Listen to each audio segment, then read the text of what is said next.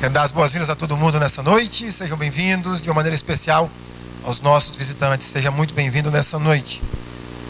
Se você trouxe Bíblia, Evangelho de Marcos, capítulo 12. Vamos ler uma história bem conhecida, pequenininha, porém poderosa. Versículo 41 ao 44. Diz assim então a palavra de Deus. Assentado diante do gasofilácio, observava Jesus como o povo lançava ali o dinheiro. Ora, muitos ricos depositavam grandes quantias. Vindo, porém, uma viúva pobre depositou 2 pequenas moedas correspondentes a 1 quadrante. E, chamando os seus discípulos, disse-lhes: em verdade eu vos digo que essa viúva pobre depositou no gasofilácio mais do que fizeram todos os ofertantes. Porque todos eles ofertaram do que lhes sobrava. Ela, porém, da sua pobreza deu tudo quanto possuía, todo o seu sustento. Vamos orar, meus irmãos. Nosso Deus, mais uma vez te agradecemos o momento, a tua presença em nosso meio. E agora, meu Pai, pedimos humildemente ao Senhor a tua intervenção, com a continuidade da mesma. A tua palavra, meu Senhor, vai ser pregada agora. E como diz o apóstolo Paulo no livro, ou na carta aos 1 Coríntios, que o homem natural não pode compreender as coisas espirituais. Nós pedimos então a intervenção do teu Espírito, para que possa abrir a nossa mente, o coração, para que a tua verdade, meu Senhor, seja compreendida e absorvida por nós, Senhor. Pedimos isso em nome de Cristo Jesus. Amém. Há um quadro no programa, não sei nem se ainda existe esse programa ainda, do Raul Gil. Eu tiro o chapéu. Já ouviram esse quadro?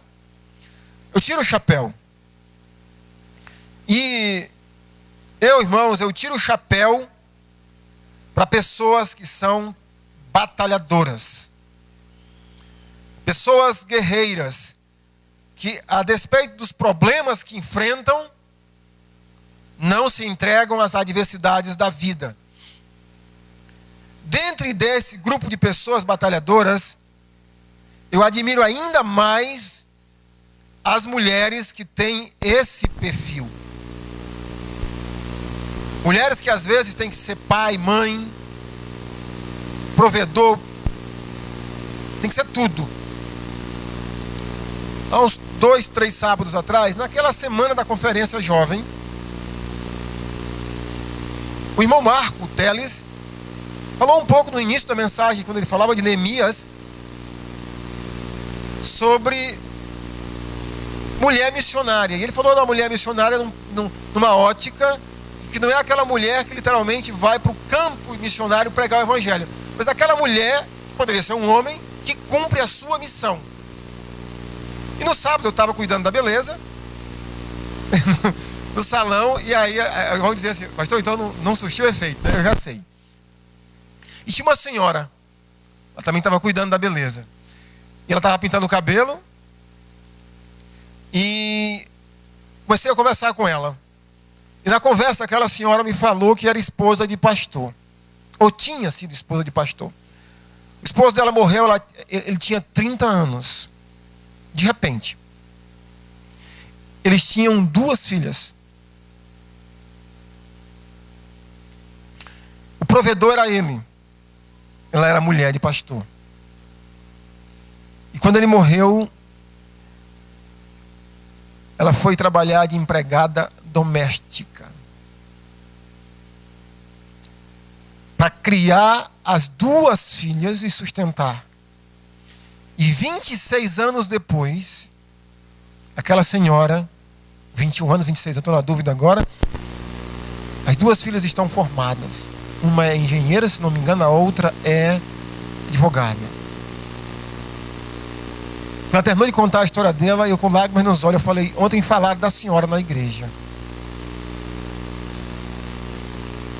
De uma mulher que cumpriu a sua missão. Amém? Cumpriu ou não cumpriu? Cumpriu a sua missão. E eu pensei, eu tiro o chapéu para a senhora. Eu admiro tanto pessoas guerreiras, não trabalhadoras necessariamente, que eu, quando assisti o filme do ex-presidente Luiz Inácio Lula da Silva, eu passei a admirar aquele homem. Aquele homem, na sua vida, com tanta dificuldade, aprendeu tanta coisa na vida que ainda hoje está fazendo diferença na vida dele. Mas, é sério, eu quando assisti o filme, eu já sabia um pouco, né? Mas, tirando os enfeites, mas eu admiro pessoas assim. E parece-me que a Bíblia também admira pessoas assim, mulheres que são assim. E mais especificamente, mulheres viúvas. Eu lembrei de algumas mulheres viúvas que a Bíblia enaltece. Aquela viúva que cuidou do profeta Elias. A Bíblia a enaltece. Inclusive Jesus Cristo no Novo Testamento a enaltece.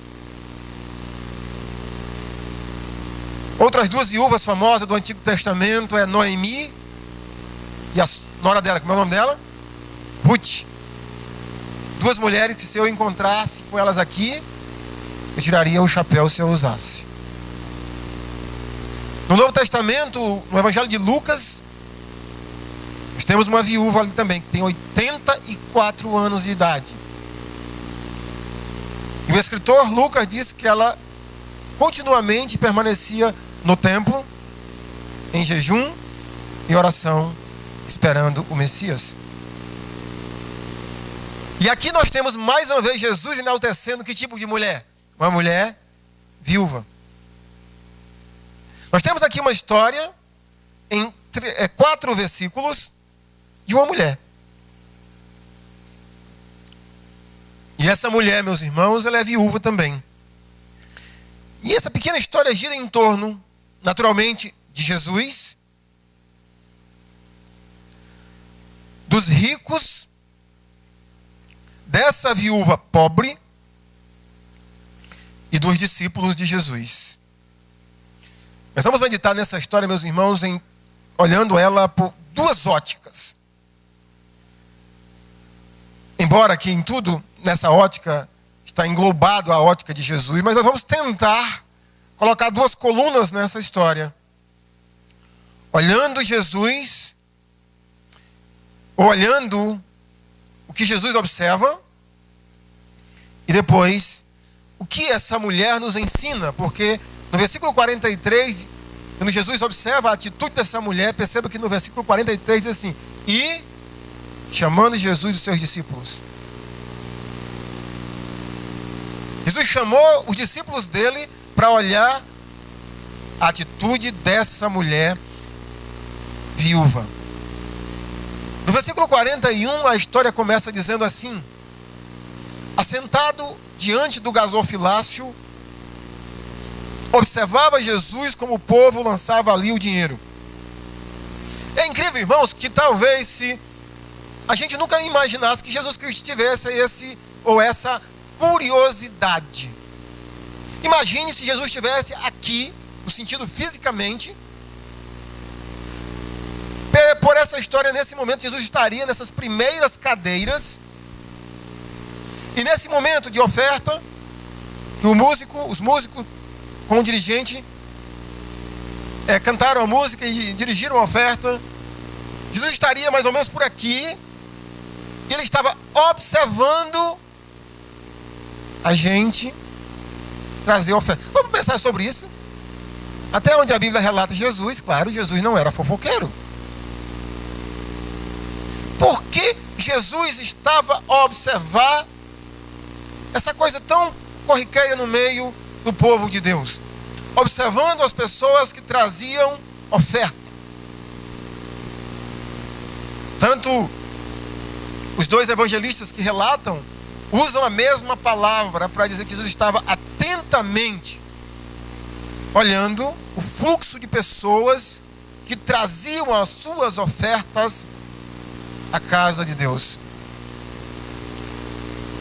Meus irmãos, uma das primeiras lições que essa história nos ensina sobre, naturalmente, oferta, é que tanto Marcos quanto Lucas, que relatam essa história, Mateus e João não relatam essa história, mas o ponto aonde eles situam essa história.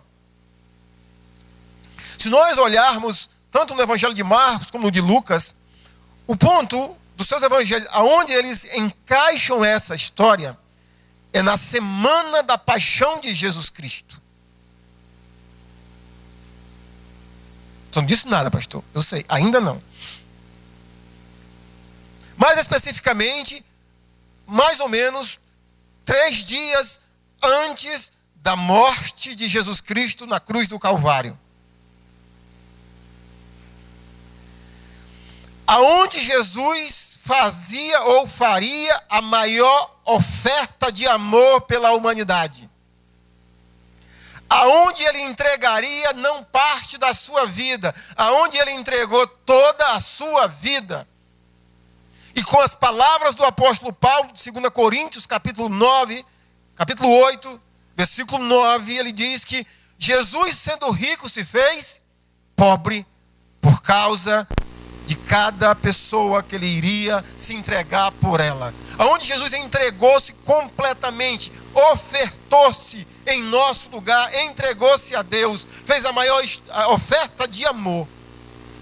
Parece-me que os evangelistas, ao relatar essa história, eles apontam para a oferta de Cristo. Eles apontam para o sacrifício de Cristo. Pelo que Cristo ia fazer em nosso favor, essa mulher entregou tudo o que ela possuía para Deus. Assim como Jesus entregou tudo o que ele tinha em nosso favor. Portanto, essa oferta ilustra, meus irmãos, com perfeição a oferta de Jesus em nosso favor. Mas Jesus está a observar as pessoas e a pergunta continua: por que Jesus fazia ou faria ou estava fazendo isso? O livro aos Hebreus, irmãos, diz que Jesus Cristo é o mesmo ontem e para sempre. E ele também disse que aonde estaria o seu povo, ele também estaria no meio deles. Então não é muito difícil, ou seja, que Jesus ainda esteja a observar. Entre tantas coisas da nossa vida, observar em que nível estamos com a consagração das nossas finanças a Ele. Jesus observa, meus irmãos, a prioridade que nós damos à obra de Deus. Porque, como nós falamos hoje pela manhã, Deus não precisa de dinheiro, mas a obra dele precisa. A obra de Deus precisa de dinheiro. E qual a prioridade que nós estamos dando à obra de Deus? Jesus observa isso. Jesus observa ainda quais são as motivações que nós ofertamos. Qual é a motivação? O que nos faz ofertar para a obra de Deus? Nesse contraste entre os ricos e essa pobre mulher, nós temos aqui os ricos depositando, entregando grandes quantidades de dinheiro. Essas pessoas, irmãos, que estão dando aqui grandes quantidades de dinheiro, em muitas igrejas, nos nossos dias, essas pessoas seriam ovacionadas. Talvez nós acharíamos que essas pessoas amariam ou amam o reino de Deus com toda a intensidade. Porque olha a quantidade que elas estão entregando. Mas isso não chama a atenção de Jesus, porque essas pessoas que estão entregando grande quantidade de dinheiro, segundo o texto, elas entregavam aquilo que sobrava.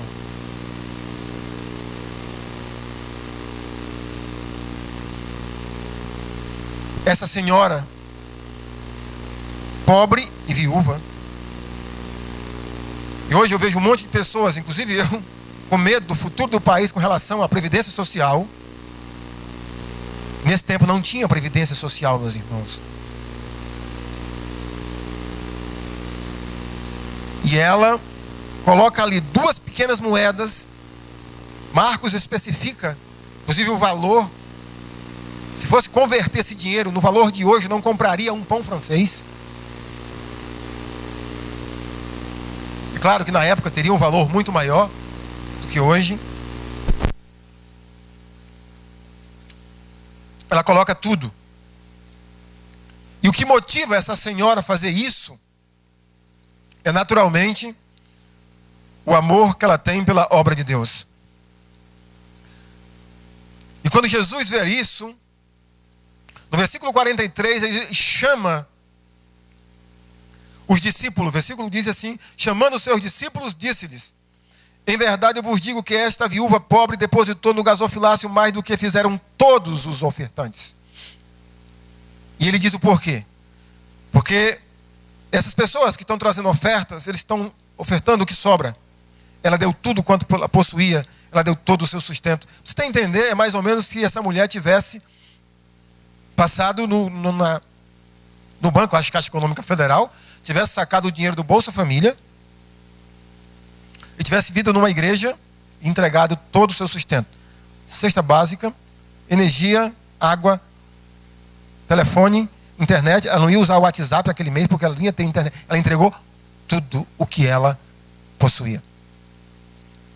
Então Jesus olhou para essa cena, chamou os discípulos: irmãos, eu não tenho.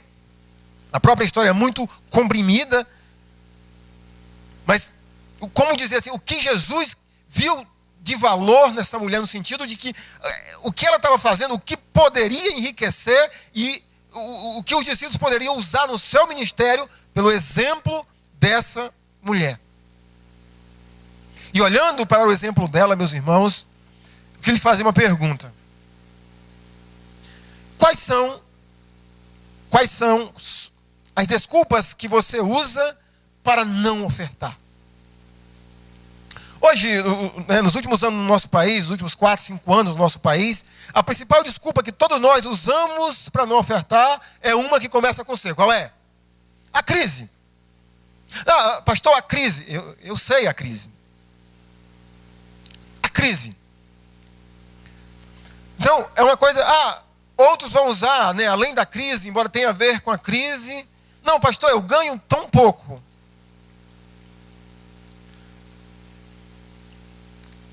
Outros vão alegar, talvez, o mau uso do dinheiro pelas igrejas, no caso específico, de repente até aqui mesmo, você, se é membro dessa igreja, talvez você possa até discordar e usar isso. Inclusive, esse é a principal desculpa que muitos de nós não ofertamos, não consagramos finanças a Deus, é a desculpa de que que o dinheiro está sendo... Está havendo corrupção, mas que o dinheiro está sendo mal empregado. Sempre, às vezes, as pessoas discordam do rumo que a liderança dá, os recursos que entram na igreja de Deus, no caso específico aqui. Então eu tenho 22 anos de vida cristã e essa tem sido a principal desculpa que eu tenho ouvido de muitos de nós. Por que não ofertamos? Por que não consagramos finanças a Deus? É porque nós discordamos de como esse dinheiro está sendo usado. Meus irmãos, se essa senhora viúva fosse usar essas desculpas, ela não ofertaria. Porque no período que ela viveu, o momento histórico que ela viveu, era tão corrompido a parte religiosa que os próprios sacerdotes pagaram para que alguém traísse Jesus. Você deve lembrar que em determinados momentos do ministério de Jesus Cristo, ele chegou no templo e teve que tirar o chicote e descer a lenha, dizendo que a casa dele não era covil e salteadores. A classe sacerdotal, os sumos sacerdotes corrompidos. Corrupção de toda a natureza. De um lado, o velho problema, quando a igreja se alia ao Estado. Já não vai prestar. Então, se essa senhora, se essa viúva, meus irmãos, fosse usar como desculpa para não ofertar, se ela fosse querer usar essas desculpas, Jesus tinha dito, legal, se a senhora não ofertar, eu entendo a senhora. Mas a despeito de tudo isso, ela fez a parte dela.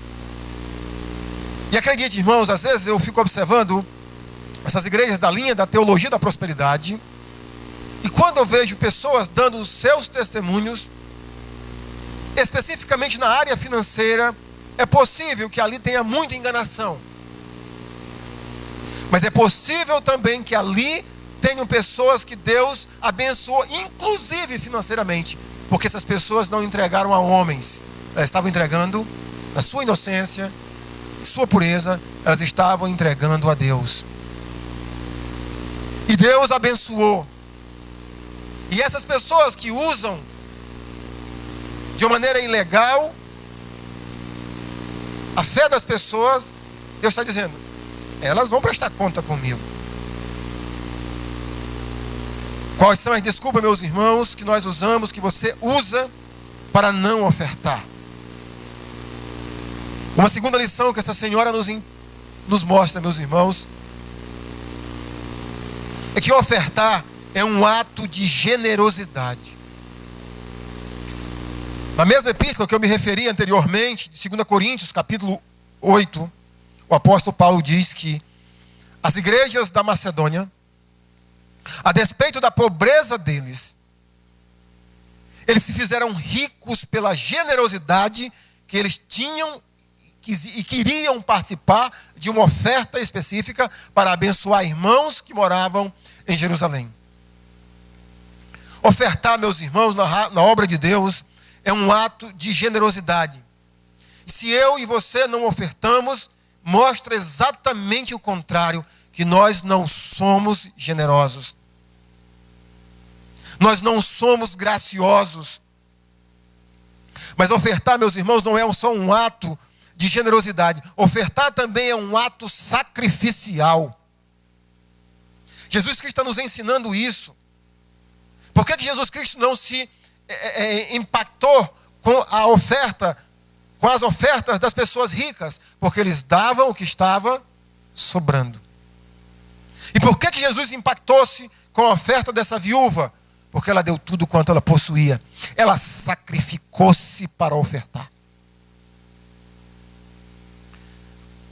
Irmãos, acredite no que eu vou lhe dizer. Eu nunca aconselharei alguém a fazer o que essa viúva fez.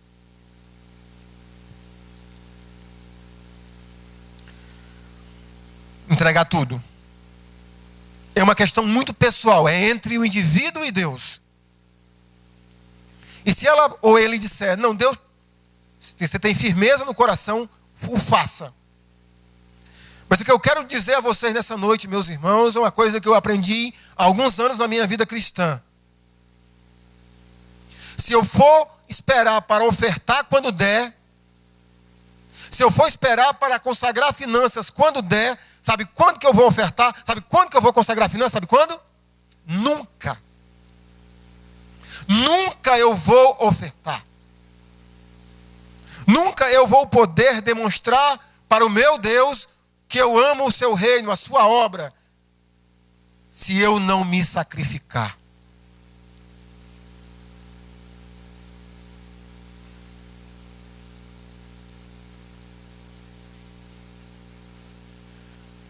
Acredite, irmãos, hoje eu tenho saudade. Tem uma música que a gente canta, nunca mais a gente cantou, inclusive, que diz que eu quero ser como criança. Eu tenho saudade de atitudes, de passos que eu já tomei para poder participar de ofertas para a obra de Deus. Porque eu orava, Deus, eu quero participar, eu não tenho. Eu não tenho de onde tirar. E Deus me dava bico, Deus me dava trabalhos extras, para que eu pudesse dar aula particular, me virasse nos 30, para poder ter para ofertar para a obra de Deus. E eu não tenho feito mais isso. Talvez você não faça isso. Porque quando Jesus, aqui voltando à observação de Jesus, possivelmente Jesus estava observando e observa porque ele ama quem dá com alegria. Essa viúva, meus irmãos, ela sacrificou-se. Possivelmente essa viúva aprendeu com o rei Davi, que Davi, quando foi comprar o terreno para construir o templo do Senhor lá em Israel, o dono do terreno queria dar o terreno. Jamais, rei, te venderei algo para ti ou para Deus. E Davi disse, jamais oferecerei algo ao meu Deus que não me custe sacrifício.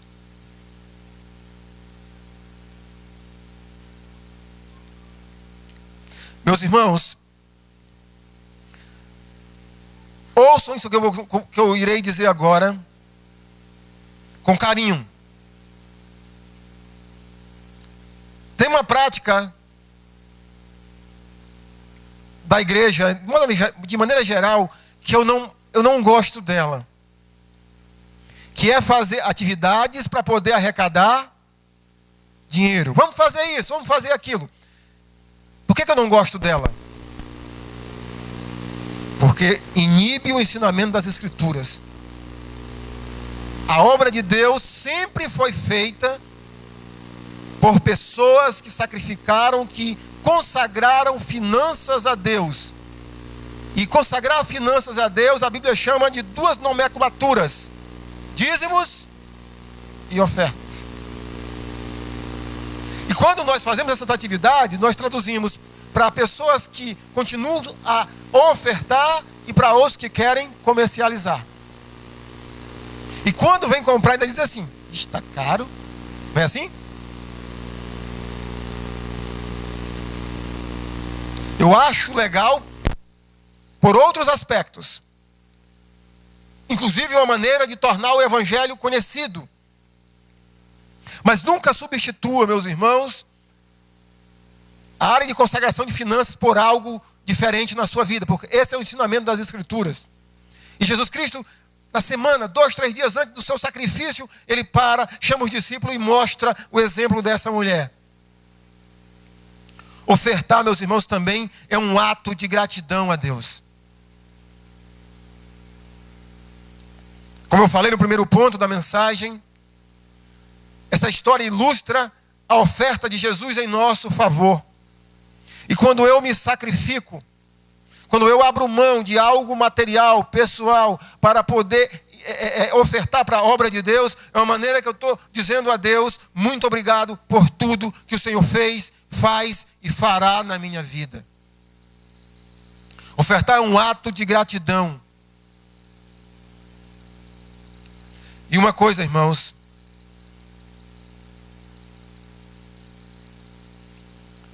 que nunca deveríamos fazer quando se trata de oferta para a obra de Deus. Você nunca deve fazer isso. Eu aprendi isso por meio da história dessa mulher. Nós nunca deveríamos dar esmola para Deus. Amém? Vou repetir. Nós nunca deveríamos dar esmola para Deus.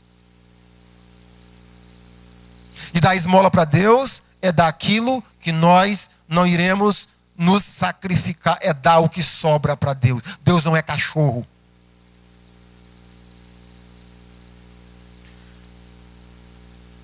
Essa lição que eu aprendi por meio dessa mulher viúva, na semana da conferência agora jovem, domingo de manhã, eu tinha R$30 para comprar o almoço.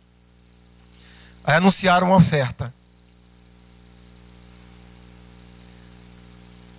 E eu pensei, e era para ajudar na oferta aos pregadores. E eu pensei, só tenho R$30. Eu vou comprar uma carne assada para almoçar com a família. Aí eu pensei, eu vou dar R$10. Ficar com 20, diminui um pouquinho, que almoço. Aí eu lembrei dessa lição. Essa mulher deu quanto do que ela tinha? Ela deu quanto? Tudo. E eu só tinha 30. Eu dei os 30, gente. Mas o coração, mas eu dou. Deus vai abençoar. Terminou. Fomos para casa, aí eu lembrei, tem um cartão de crédito. Aí fomos almoçar fiado. A família achou bom que a gente foi para o restaurante, né? Fomos para o restaurante, almoçamos. Quando terminou o almoço, olhei o celular, ligação do pastor Marcos. WhatsApp do pastor Marcos. Me liga com urgência. O que foi, meu Deus? Aí eu vou ligar. Quando eu liguei, que era, pastor? Não, eu chamava para almoçar. Foi tarde. Mas, brincadeiras à parte, irmãos, eu aprendi isso. E espero que Deus sempre me dê graça e confiança, fé nele, para entender isso. Eu não vou dar para Deus esmola. O que eu dei foi pouco. Mas naquele momento, acredite, era tudo quanto eu possuía. E a última lição, irmãos. Quando consagramos nossas finanças ao Senhor, estamos dizendo que confiamos na provisão dEle. Estamos dizendo que confiamos nele. Estamos dizendo que dependemos dEle. Você imagina essa mulher? Dinheiro do almoço, da janta, talvez da semana. Ela entregou tudo. Ela não tinha marido. Ela é viúva. Possivelmente ela não tinha filhos. Talvez ninguém para cuidar dela. Mas possivelmente essa mulher acreditava que ela tinha um Deus que cuidava dela. Possivelmente essa senhora viúva confiava que tem um Deus que providencia, que cuida dos seus filhos ainda enquanto eles estão dormindo. E a história não diz o que aconteceu com essa mulher. A história só diz o que ela nos ensina. E Jesus chamou os discípulos e disse: olhem isso. Olhem o exemplo dessa mulher. Meus irmãos, quando eu falo de confiança em Deus e de dependência dEle, parece que o dinheiro é um belo obstáculo que se interpõe entre essas duas palavras: confiança e dependência. Não é à toa que Jesus tanto nos alertou sobre isso. Cuidado com o dinheiro. Cuidado. É uma coisa incrível. Quando a gente está sem dinheiro, eu não sei você, eu costumo olhar para baixo quando eu estou sem dinheiro. Mas quando a gente está com o bolso, assim, a tendência... E eu não sei o que é ter muito dinheiro, mas eu imagino que quem tem muito dinheiro, se não tiver Deus no coração, a tendência é de olhar, sim. Mas eu quero concluir dizendo que um momento na sua vida, durante um momento da sua vida, eu e você confiamos o bem mais precioso que nós temos, que é a nossa alma. Nós confiamos o bem mais precioso que nós possuímos, que é a nossa alma. Nós confiamos ele a Jesus. Nós confiamos nele e cremos que ele é capaz de nos perdoar, de nos salvar e de nos levar para o céu. Mas muitos de nós, parece-me que a nossa confiança em Deus é só no que diz respeito à área espiritual. No que diz respeito à área financeira, nós estamos vivendo uma vida cristã e parece que nós nunca iremos aprender essa outra verdade. Deus não quer de você e nem de mim um pedaço da nossa vida. Ele quer tudo. E parece-me que o tudo envolve dinheiro, porque Jesus mesmo disse: aonde está o teu tesouro, aí está o teu coração. Como é que tem sido, meu irmão, minha irmã, o seu relacionamento com Deus nesse aspecto financeiro, de consagração de finanças? Como você olha o dinheiro? Como você olha a consagração de finanças ao Senhor? Quantos anos de crente você já tem? E você você esquece que Jesus está a observar essa área da nossa vida também. Então eu quero convidar você nessa noite a tomar uma decisão de consagrar as suas finanças a Deus. De se arrepender nessa noite do que você tem feito com o seu dinheiro. De como você tem investido o seu dinheiro. Ah, pastor, eu confio no céu. Eu confio no reino de Deus. Eu acredito que existe um céu. Mas possivelmente você não faz investimentos nele. Possivelmente aqui tem pessoas que fazem investimentos na bolsa de valor. Ainda hoje a febre da Telex Free. O negócio da Telex surgiu. Os crentes estavam um negócio incrível. Telex Free. Confiavam e faziam investimentos. Muitos se prejudicaram. Mas eu nunca vi alguém relatar que se prejudicou-se porque fez e faz investimentos no reino de Deus. Que consagram finanças ao Senhor. Que entendem que as suas finanças vêm de Deus, pertencem a Ele. E eu vou consagrar aquilo que pertence ao Senhor. Então eu quero convidar você nessa noite para ficar de pé agora comigo. Vamos fazer uma oração. E que você nessa noite também tome uma decisão. De entregar as suas finanças ao Senhor, de consagrá-las a Deus, de fazer uma aliança com Deus nesse sentido. Senhor, eu tenho sido muito infiel. A tua obra precisa de mim, precisa das minhas orações, como eu falei hoje de manhã, precisa do meu trabalho, mas também precisa dos meus recursos. Eu quero, Senhor, nessa noite, te pedir a tua ajuda. Eu quero consagrar as minhas finanças ao Senhor. Pai querido,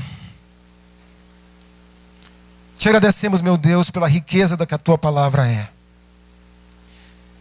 Vamos ensinar, meu Deus, por meio de exemplos de uma senhora viúva, a confiança e a dependência do Senhor. Eu creio, meu Deus, que todos nós que aqui estamos, cremos nisso. Que o Senhor cuida de nós. Que o Senhor providencia tudo o que precisamos. Mas ao mesmo tempo, meu Deus, o nosso dia a dia, nós temos pecado por não entregar, por não confiar no Senhor a provisão das nossas vidas. E por causa disso, meu Deus, nós temos sido infiéis. Temos amado demais este mundo, meu Deus. Pensado neste mundo. Namorado com esse mundo. Às vezes até parecemos, meu Deus, a mulher de Ló. Que olhamos para esse mundo e desejamos ele. Mas eu quero te pedir nessa noite perdão. E te pedir a tua ajuda que nos faça olhar, como diz o apóstolo Paulo, para as coisas do alto. Pensar nas coisas do alto, Senhor. E nos ajuda, meu Deus, a investirmos no teu reino, a consagrarmos nossas finanças ao Senhor, a obedecermos a ti também nessa área de nossa vida, para demonstrarmos a nossa confiança e dependência do Senhor. Eu quero nesse momento te pedir, meu Pai, em prol de tantos irmãos e irmãs que já têm feito isso na sua vida. Ó meu bom Deus, eu quero te pedir que, pela tua fidelidade e bondade, a gente possa sentir, meu Deus, na nossa vida, as bênçãos dos céus derramadas sobre nossas vidas. Porque a tua palavra promete, meu Pai. Cuida de nós. Continua a suprir a cada uma das nossas necessidades. E nos ajuda a pensar como o apóstolo Pedro pensou e nos ensinou. O Senhor tem cuidado de nós. Abençoa a tua igreja. Nos ajuda a crescer também, meu Pai, nesse aspecto de nossa vida. É o que te pedimos em nome do Senhor Jesus. Amém.